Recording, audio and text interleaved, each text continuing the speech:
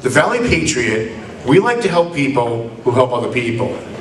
We like to be able to defend the people who help other people. So I called John Cuddy.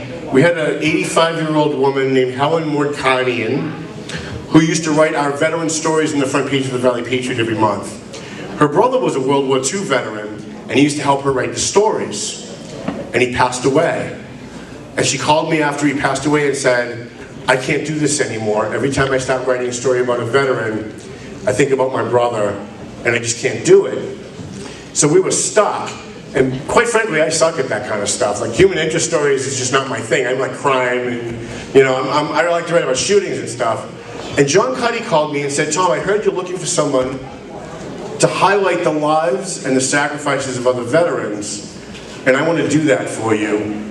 Would you be willing to have my help? And I was like, oh my God, it's like the sky opened up and somebody was helping. So I said, yes, Tom, I want you to be able to do that. I'm happy to have you do that. He's been doing it now for well over a year. How long have you been doing it now? A year, year and a half? 18 months. 18 months. For the last 18 months, every veteran story you read in the Valley Patriot on the bottom of page 1 has been written by John Cuddy. And by the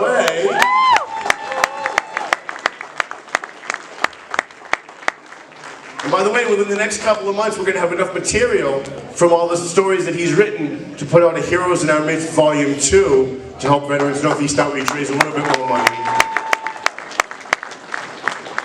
And so for those reasons and more, I want to give our hero John Radke Hero Veteran Award to John Cuddy, who is a U.S. Navy veteran who came back, didn't go back to his old life, and decided to help veterans.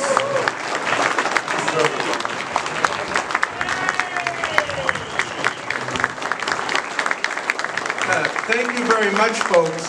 I accomplished this by successfully getting the mic from Mr. Duggan. For the last 18 months, I've been writing about the last surviving World War II veterans. I wrote about a man who fought in the Battle of the North Atlantic, whose wife died in his arms after being married 75 years. The other night in this very hall, I had corned beef and cabbage and Guinness with a 104-year-old veteran of Patton's Third Army. If you read this month's story, it's on the cover. It's about a man named Casper Kafori, who's lived in Lawrence his whole life. He's a Lebanese immigrant. And Martin Luther King used to say, you don't judge a man by the color of his skin, you judge a man by the content of his character. And my father never said that, but my father lived that. So I think I've tried to live that my whole life. So I'm going to ask you to do something for all our veterans tonight. Before you leave the hall, stop in front of the ladies' room, look at the sign on the right, that's Senior Chief Shannon Kent. And if you think, whether you're a veteran or a policeman or a fireman or a citizen or a business owner, that you've done a lot for our country, take a look at the picture on the right of the ladies' room on your way out, Senior Chief Shannon Kent, and see what she did for all of you. Thank you very much. Thank you, Sean. I'm taking for some pictures. Hold on. Don't go away.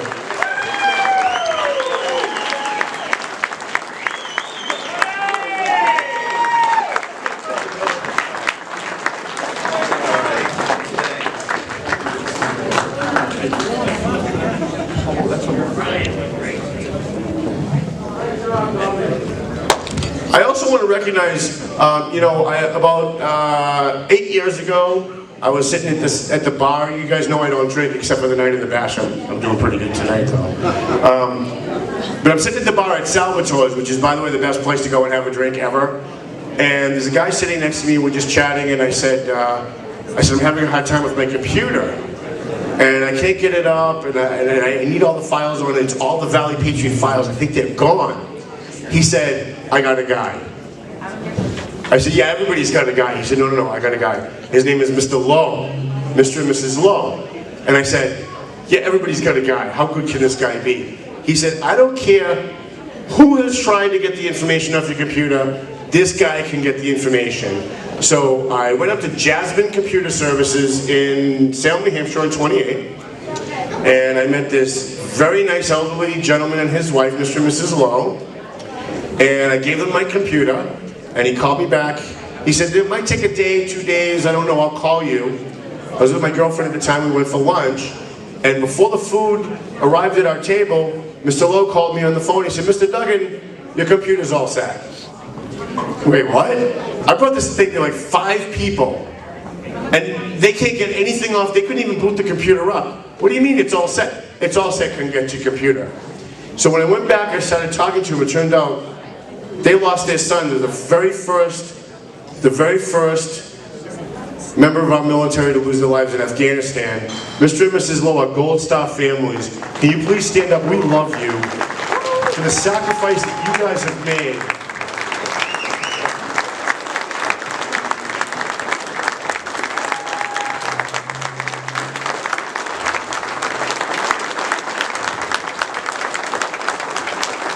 And not only that, but they fixed my computer, which was pretty good. And I understand we also have a Gold Star widow in the room, Crystal, who I met through Jerry McGuire. She works in the town hall in North Andover. Crystal, stand up, a Gold Star widow. Crystal, we love you, and we're always here for you. If you ever need anything, the people in this room are the people who are going to be there for you. And there's one more. Don't sit down, because there's one more. Linda is a Gold Star grandmother over here at the Lawrence High School table.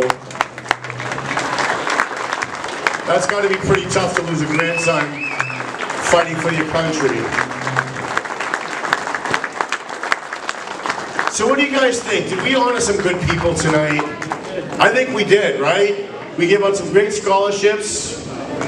We honored Tim Coco for honoring the First Amendment. We honored some great police officers who deserved it. Firefighters, veterans. These great kids at TMF went out and helped to serve homeless people meals every night at great risk to themselves. It's a tough population to deal with. People like Karina Papalato. And by the way, I don't know if you guys remember Jake Easy, one of the great tragedies in the city of Lawrence. Jake Easy was a Lawrence police officer about 25 years ago who was beaten nearly to death. And because he didn't die right away, he wasn't given line of death status. And he did die probably like 25 years later of complications. And they refused to put his name on the wall in Washington, D.C. They refused to give his family benefits for it. And his nephew, George Easy, is here tonight. George, where are you? I know you're here. He's way in the back. So I want you guys to look around for a minute.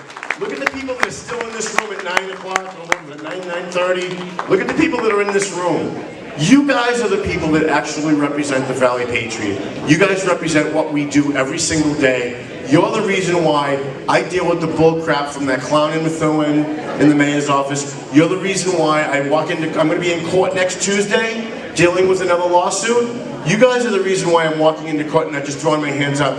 I could very easily go out and get another job, a real job, 9 to 5, make $100,000 a year, and put all this newspaper stuff and volunteer stuff aside, have weekends off, take vacations like everybody else, and not have to work 18-hour days. You guys are the reasons why I do what I do every single day. And when I think, when things get tough, when the lawyers are calling me asking me for more money and I don't have it, when we're looking for more advertisers and it doesn't seem like we can get enough to pay our printing bill, I think about every single time that happens.